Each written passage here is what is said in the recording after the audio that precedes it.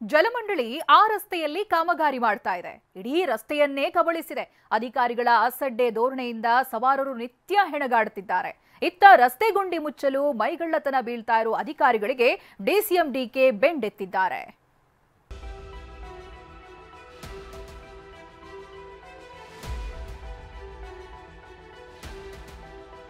ಅರ್ಧ ಭಾಗದಷ್ಟು ರಸ್ತೆಗೆ ಮಣ್ಣು ಸುರಿದಿದ್ದಾರೆ. ಮೋರಿ ಮೇಲಿನ ಸ್ಲ್ಯಾಬ್ಗಳು ಬಾಯಿ ತೆರೆದಿವೆ. ಇದೇ ರಸ್ತೆಯಲ್ಲಿ ಕಾಮಗಾರಿ ಕುಂಟುತ್ತಾ ತೆವಳುತ್ತಾ ಸಾಗ್ತಿದ್ರೆ ಸಾರ್ವಜನಿಕರು ಹೈರಾಣಾಗಿ ಹೋಗಿದ್ದಾರೆ.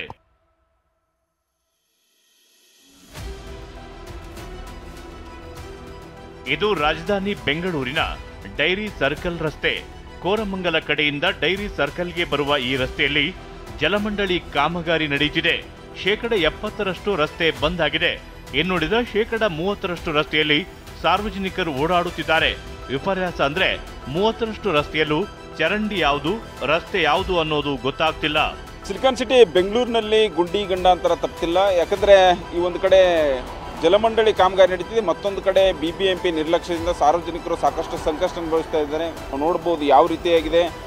ಇಲ್ಲಿ ಚರಂಡಿ ಕೂಡ ಇರುವಂಥದ್ದು. ಚರಂಡಿ ಕಂಪ್ಲೀಟ್ ಆಗಿ ಏನು ಕಿತ್ತು ಬಂದಿದೆ, ಸ್ಲ್ಯಾಬ್ ಕಿತ್ತು ಬಂದಿದೆ. ಇದೇ ಸ್ಲ್ಯಾಬ್ ಮೇಲೆ ಜನರು ಓಡಾಟ ಮಾಡ್ತಾರೆ. ಪಕ್ಕದಲ್ಲೇ ಫುಟ್ಪಾತ್ ಇದೆ, ಫುಟ್ಪಾತ್ ಪಕ್ಕದಲ್ಲೇ ಚರಂಡಿ ಇದೆ. ಆದರೆ ಈ ಸ್ಲ್ಯಾಬ್ಗಳು ಕಂಪ್ಲೀಟಾಗಿ ಕಿತ್ತು ಬಂದಿದ್ದು ಸಾಕಷ್ಟು ಓಡಾಡಲಿಕ್ಕೆ ಜನರಿಗೆ ಸಂಕಷ್ಟ ಆಗುತ್ತೆ. ರಸ್ತೆಯುದ್ದಕ್ಕೂ ಮೋರಿ ಮೇಲಿನ ಸ್ಲ್ಯಾಬ್ಗಳು ಮುರಿದಿವೆ. ನಿತ್ಯ ಸವಾರರು ಗುಂಡಿಗೆ ಬಿದ್ದು ಒಂದಿಲ್ಲೊಂದು ಅಪಘಾತ ನಡೆಯುತ್ತಿದೆ.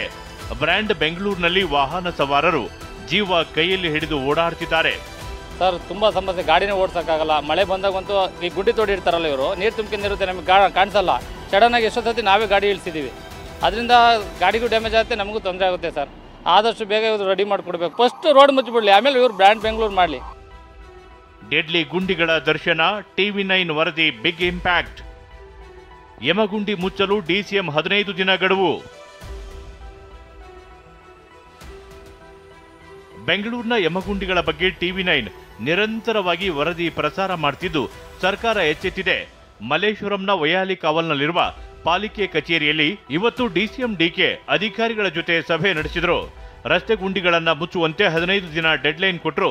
ಸೆಪ್ಟೆಂಬರ್ 15ರ ಬಳಿಕ ಸಿಟಿ ರೌಂಡ್ಸ್ ಹಾಕ್ತೀನಿ, ಆವಾಗಲೂ ಗುಂಡಿ ಇದ್ರೆ ಎಷ್ಟು ಅಧಿಕಾರಿಗಳು ಸಸ್ಪೆಂಡ್ ಆಗ್ತಾರೆಂದು ಗೊತ್ತಿಲ್ಲ ಅಂತ ಎಚ್ಚರಿಸಿದರು. ಇವತ್ತು ಬೆಂಗಳೂರು ಸಿಟಿ ಕಾರ್ಪೊರೇಷನ್ ಮತ್ತು ಎಲ್ಲ ನಮ್ಮ ಸೀನಿಯರ್ ಅಫಿಷಿಯಲ್ಸು, ಚೀಫ್ ಇಂಜಿನಿಯರ್ಸು ಎಲ್ಲರೂ ಕೂಡ ಕರೆದು ಹೇಳಿದ್ದೀನಿ. ನಾನು 15 ದಿನ ಗಡುವು ಕೊಟ್ಟಿದ್ದೀನಿ.